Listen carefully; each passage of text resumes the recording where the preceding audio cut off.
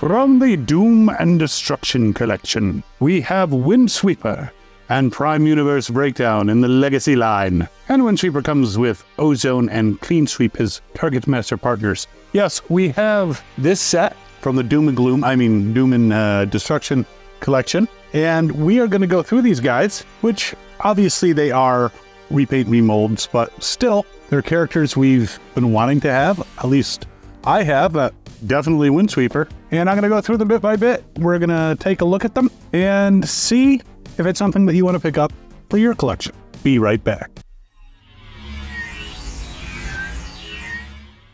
All right, so you can see the very nice artwork on the front with Windsweeper and Breakdown. And of course, they're not showing Windsweeper holding the weapons, but, you know, we'll see the weapons. Well, let's break this out. And you can see the weapons on the back, by the way. So it's nice packaging, no window, but a very nice box, very nice. And here they are on the box. They made Breakdown a little taller. I don't know why. And we have instructions. We have a shitty piece of paper. We have a packet of drugs, or Targetmasters on the back, or Battlemasters as they like to call them nowadays. But let's nip these guys off and see what we have here. There's Windsweeper, who is a repaint and a little bit of a retool, remold of Needlenose, the Targetmaster, and Breakdown, who is a retool, remold of Bulkhead, complete with his blast shield. And we have Thorazine. No, we have the weapon that goes onto Breakdown's fist, the power puncher, a gun for Breakdown, a hammer, I think that's for him, and the two Targetmaster partners who look a little bland. They're silver, but then again, that's kind of in keeping with the color of the guns that Windsweeper had in his days as a Triggerbot. They are Ozone and Cleansweep. And we have a huge instruction sheet. It says Breakdown on one side and Trigger Happy on the other. And now they're fully outfitted. Of course, Breakdown can use the blast shield as an actual shield. But nice looking guys. Let's put them on the turntable of doom and take a look at them. I'm loving the colors on Windsweeper because, well, it's pretty much in keeping with the original G1 colors. And I do love the Breakdown look. And each of them have remolded faces, which is nice. Well, let's take a look at the original G1 Windsweeper. Well, kind of. Yes, he does have two Targetmasters instead of two weapons that would swing out. Now, I know we got a crankcase. I don't think we've got a ruckus yet, have we? I would love to see a ruckus at some point, just to complete it. And I'd love to see a Triggerbot override in Backstreet and Dogfight.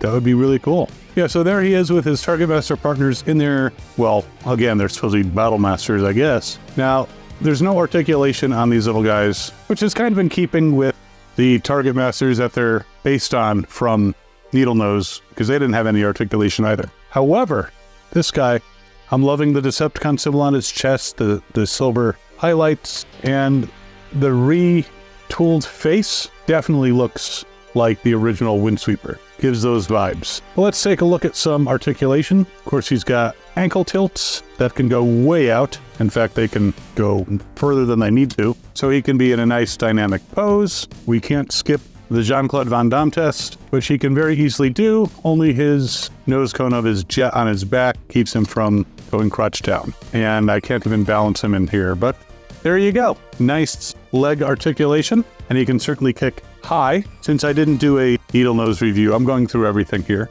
Going backwards, he runs into his wing. You can kind of fold the wing a little bit, but then you have to angle the leg out still. Kind of kick backwards. He can do a nice side kick.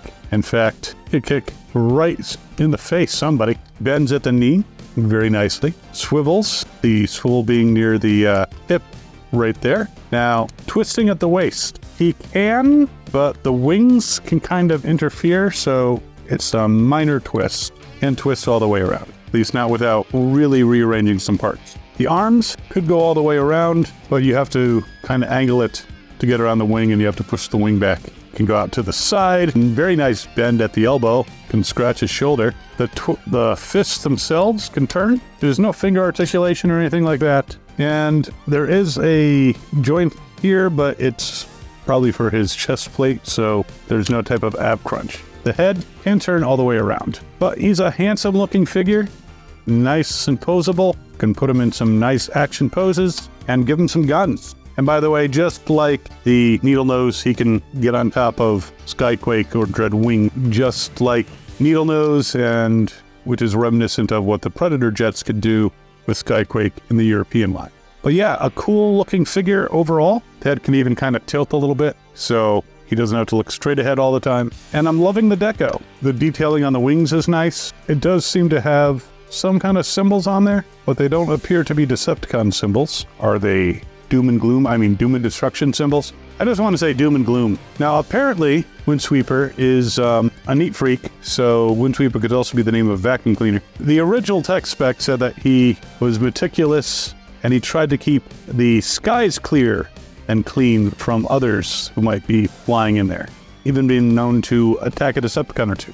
But apparently they took that even further in the comics, and he's like a neat freak. He was in charge of sanitation on Cybertron. So an interesting character trait. You don't expect a Decepticon to be that worried about cleanliness. He would really be helpful cleaning up the studio, though he might destroy things. And he doesn't like litter bugs. So a very cool robot mode. Let's take a look at the jet mode. So there is Windsweeper in his jet mode. Very nice jet mode. I have to say the transformation does remind me a bit of the Cyberjets, the way the legs work.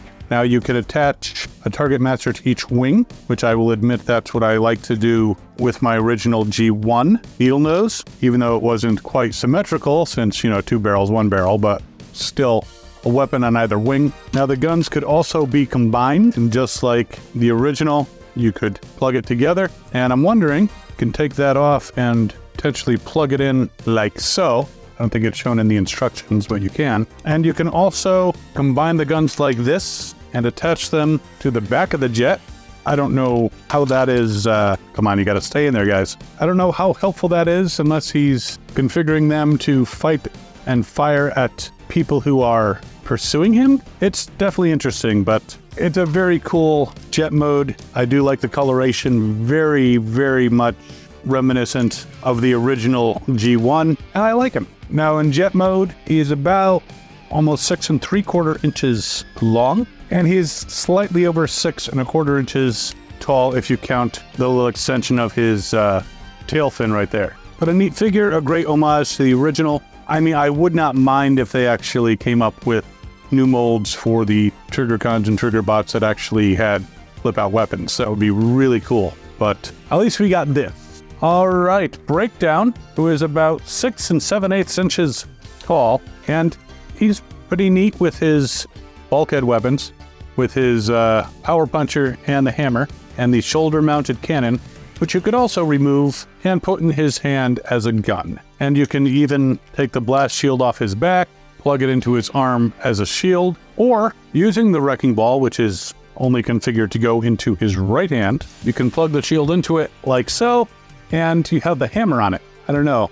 Is it like, hey, look, I met Thor, and look what he gave me.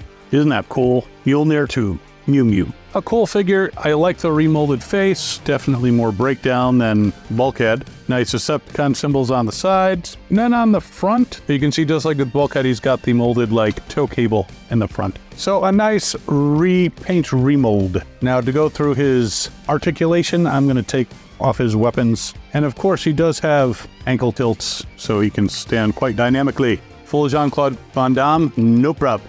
No problem at all. Though he does have a tendency to hit forward unless you balance him right. He can kick forward, though I have to say, his forward kicking seems a little limited.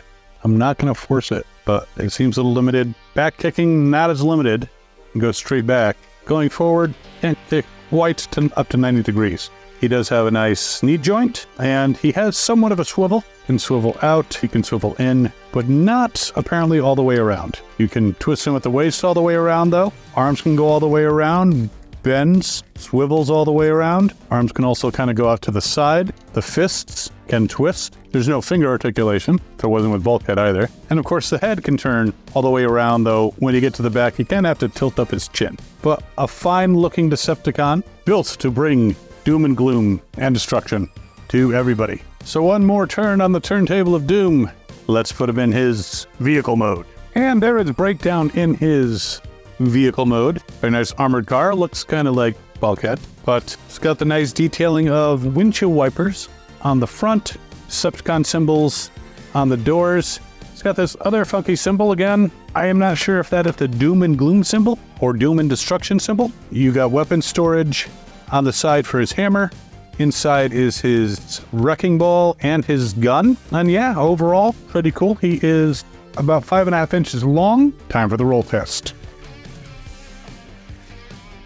I've had better. I'm wondering if the hammer is interfering with the wheel, but they don't feel like the best wheels. Yeah, I've had better rolling. He more slides. It's still a cool looking vehicle. I'm not going to roll him around a lot. And despite being a repaint of Bulkhead, it's nice that there's a Decepticon version of Bulkhead known as Breakdown. I think it was the one who kind of took on Bulkhead in the cartoon. It's been a while since I've seen it, so a rewatch would be nice. So there you have them, two very cool repaint remolds that are excellent additions to my Decepticon army. I rule the universe. Bring it on. So yeah, I love the Windsweeper, and of course, Breakdown. I'm not as attached to, he's not the G1 Breakdown, but he's still a very cool bot. And I will put a link in the description so that you can pick these guys up if you choose to. They are Amazon exclusives, and again, fun additions to the collection. And speaking of fun, I hope you're enjoying these videos as much as I enjoy putting them together. Despite the occasional frustration, this one's a pain in the ass a little bit, but it came back to me. And certainly if you're enjoying this content, feel free to subscribe.